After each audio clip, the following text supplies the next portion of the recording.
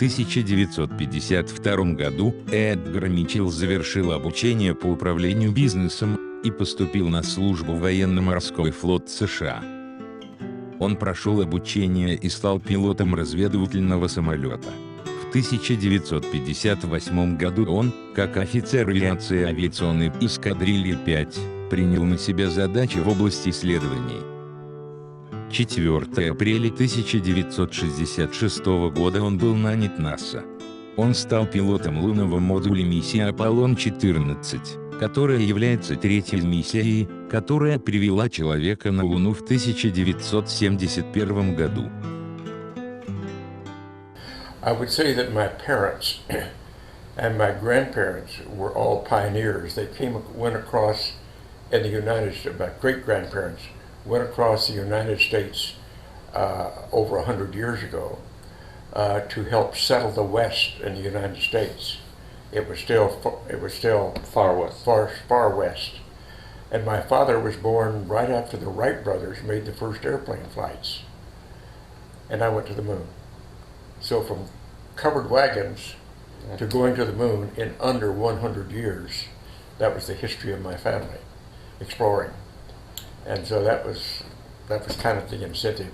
My parents were very, very encouraging of me to explore, to become well educated, to succeed at whatever I did. So I had great incentive there from my parents to be the best I could be at whatever I wanted to be, and that was going to the moon.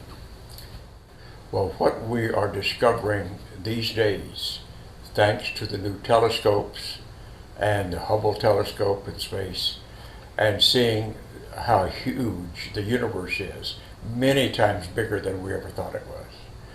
And frankly, seeing that the evidence is now strong that we have been visited by alien civilizations. And so the idea that there is life throughout the universe, and we're not the most advanced species around.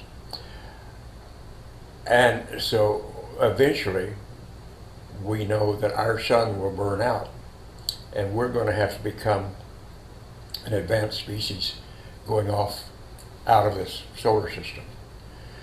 So my thinking at this point is on the frontier. What do we need? What science do we need? I'm primarily interested in science.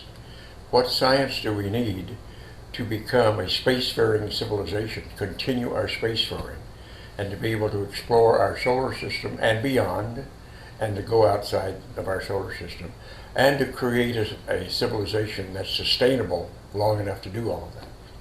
That's my interest.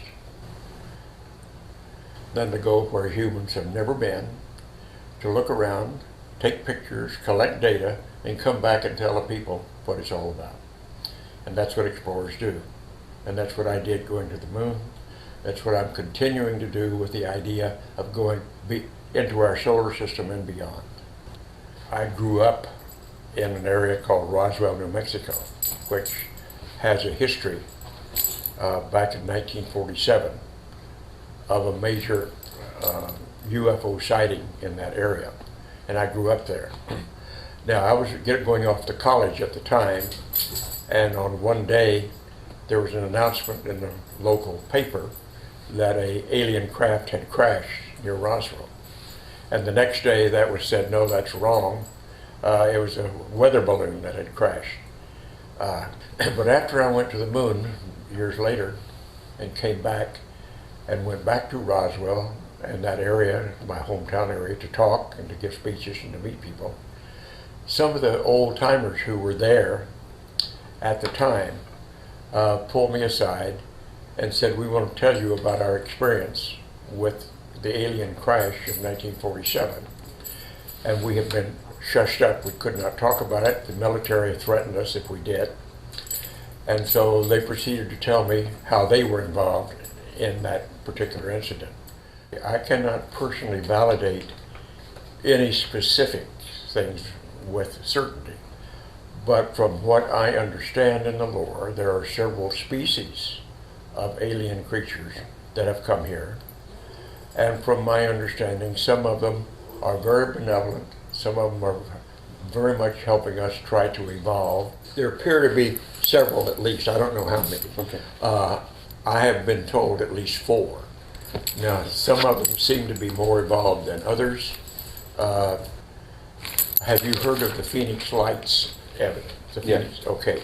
I happened to be on the phone with a contact in Phoenix at the time the Phoenix Lights incident took place, which was a huge spacecraft flying over the town of Phoenix. The reason I can be so certain, so positive, is that I'm a scientist, and many of the people that I have talked with and believe and have written about this are very good scientists too. That means the same thing, a relationship, political relationships external to ourselves. There's only rumors of that. I have no firsthand information that I can point to and say that part is true.